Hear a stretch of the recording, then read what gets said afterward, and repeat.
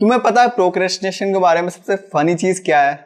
ज्यादातर लोग किसी काम को करने के लिए पूरी प्लानिंग करते हैं, शेड्यूल बनाते हैं, लेकिन लास्ट मोमेंट पर काम करने की जगह बेड पर पड़े रहते हैं।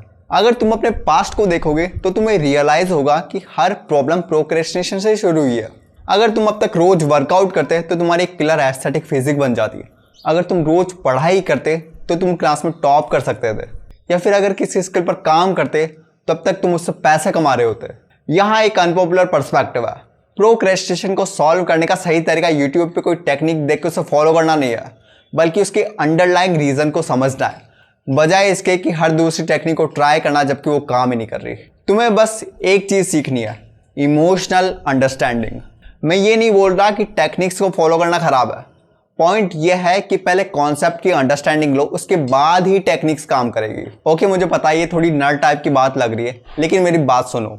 इमोशनल अंडरस्टैंडिंग का मतलब है कि जब आपका काम करने का मन नहीं कर रहा, तब ये समझने की कोशिश करना कि काम करने का मन क्यों नहीं कर रहा, ना कि ये बोलना कि मैं हूं ही लेजी टाइप का, और ना ही ये एक्सक्यूज देना कि काम बहुत मुश्किल है। जब पढ़ाई करने के टाइम पर रेजिस्टेंस आए तो रुक कर खुद से पूछना कि आखिर ये रेजिस्टेंस क्यों आ रहा है। क्या मुझे नींद आ रही है? क्या मैं थका हुआ हूँ? क्या मेरा वेब सीरीज देखने का मन कर रहा है? जब प्रॉब्लम समझ आ जाएगी तो उसका सॉल्यूशन भी बड़ी आसानी से मिल जाएगा। एग्जाम्पल के लिए, जैसे तुम्हें काम के टाइम पर नींद आ रही है, तो हो सकता है कि तुम पिछली रात को सही से सोए नहीं थे, तो नेक्स्ट टाइम पूरी नींद लेना, या फिर काम के टाइम नींद आने पर कॉफी पीना। अब मैं यहाँ पर वीडियो खत्म कर सकता हूँ, बट स्टे विथ मी, भरोसा करो ये वर्थ इट होगा। चलो मुझे एक्सप्लेन करने दो, ये काम क्यों करता है। तुम एक इंसान हो ऑफ कोर्स, और हम हर समय कुछ ना कुछ फील करते रहते हैं। इंपॉर्टेंट पॉइंट यह है कि हम ज़्यादातर एक्शन लॉजिक से नहीं बल्कि इमोशन से लेते हैं। सच में, एग्जाम्पल के लिए, जैसे कि तुम्हें पता है कि बुक रीड करनी चाहिए, लेकिन फिर भी ज़्यादातर लोग नहीं करते क्योंकि वो बोरिंग लगता है। क्या हम लॉजिकली एवेल्युएट करके डिसीजन लेते हैं कि हम रील्स देखने वाले हैं क्योंकि उससे फ़ायदा हो रहा है?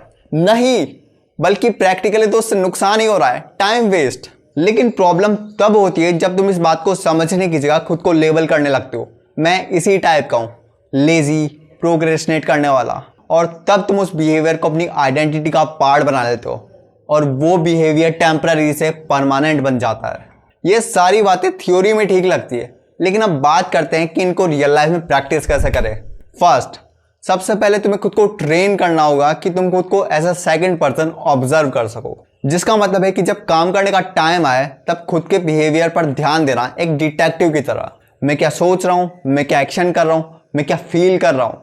इससे तुम्हें बहुत कुछ पता चलेगा, बहुत कुछ। सेकंड, अब तुम्हें उन ऑब्जर्वेशंस का वाई ढूंढने की कोशिश करनी है, और यहीं पर मोस्ट पीपल स्टक हो जाते हैं। वो ओवरथिंक करते हैं, खुद को जज करने लगते हैं, लेकिन रियलिटी यह है तुमने अब तक जो भी सीखा है वो तुम्हारी पर्सनैलिटी का पार्ट बन चुका है। इसका मतलब है कि तुम कॉन्शियसली डिसीजन लेने की जगह बस एक पैटर्न रिपीट कर रहे हो।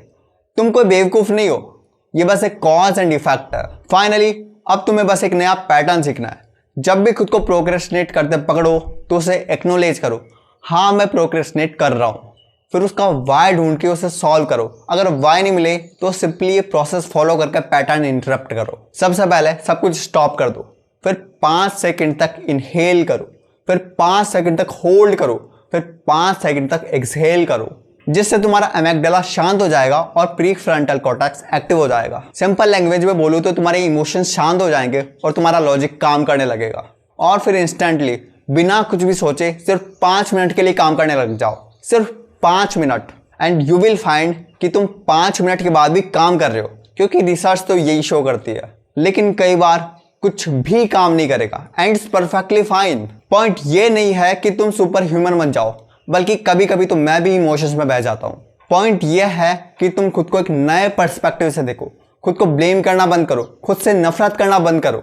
अब तुम सोच रहे होगे कि ये तो बहुत ही सिंपल है, क्या ये काम भी करता है? तो एक बार सोचो, आखिरी बार कब तुमने खुद को कुछ उल्टा सीधा करते हुए पकड़ा और सवाल किया कि आखिर मैं ये क्यों कर रहा हूँ?